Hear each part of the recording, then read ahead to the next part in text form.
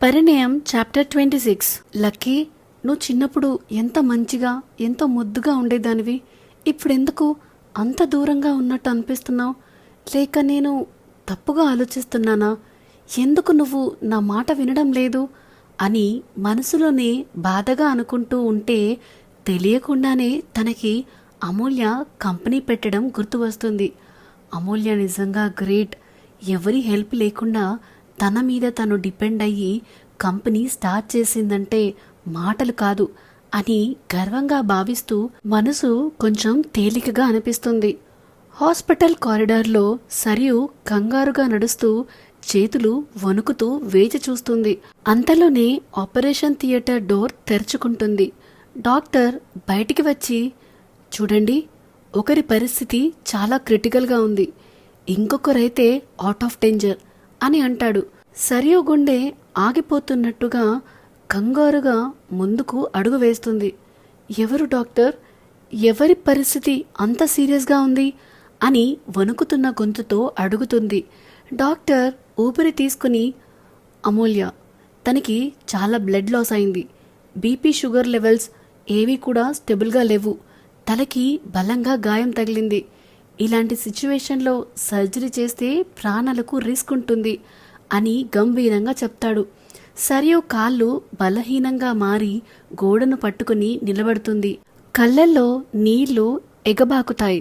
సరియు కన్నీళ్లతో, డాక్టర్, దయచేసి ఏదో ఒకటి చేయండి, నా కూతుర్ని కాపాడండి అని చేతులు జోడించి వేడుకుంటుంది.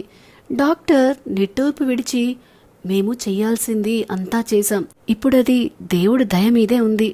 ఆమె షుగర్ బీపీ లెవెల్స్ స్టేబుల్ అయితే సర్జరీ చేయగలం అని వెళ్ళిపోతుంటే సరియు బాధగా, డాక్టర్, ఒక్కసారి చూడొచ్చా తనని అని ఏడుస్తూ వేడుకుంటుంది.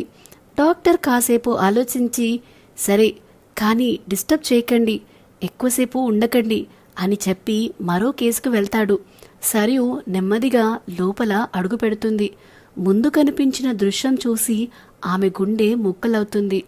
అమూల్య ముఖానికి ఆక్సిజన్ మాస్క్, హృదయ స్పందనలు చాలా స్లోగా, ఒకవైపు బ్లడ్ ఎక్కిస్తున్న మెషిన్, ఇంకోవైపు మానిటర్ అల్లారం మోగుతుంది.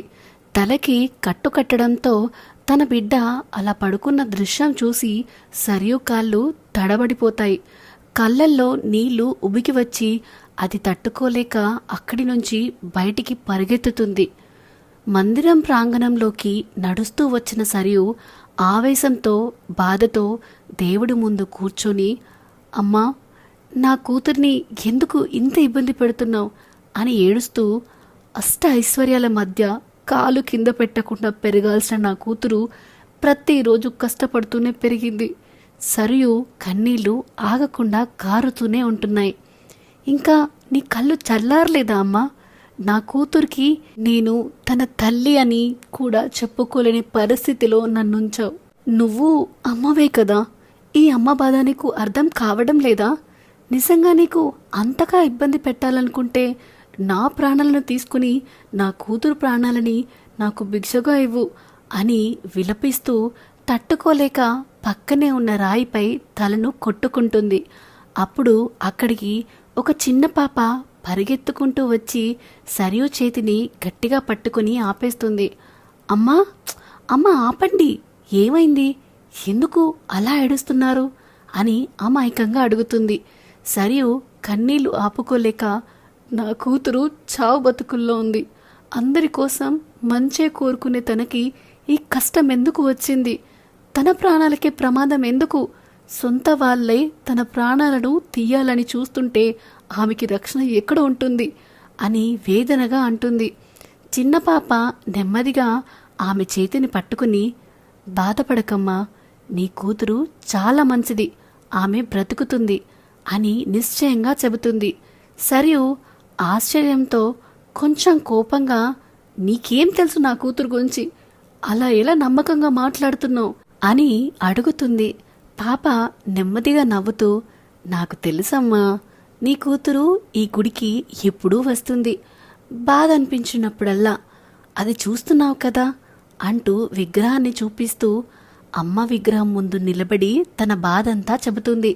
తీరని కష్టం ఎదురైతే కోనేటి పక్కన ఉన్న అమ్మవారి విగ్రహానికి 108 బిందెలతో అభిషేకం చేస్తుంది. అమ్మవారి కుంకుమ తీసుకుని వెళ్తుంది. నువ్వు అలాగే చెయ్యమ్మా, అమ్మవారు కనికరిస్తారేమో, నీ కూతురికి శుభం జరుగుతుంది అని ఆ పాప అంటుంది. సో ఇదేనండి పరిణయం 26th చాప్టర్. మీకు స్టోరీ నచ్చుతుందని ఆశిస్తున్నాను.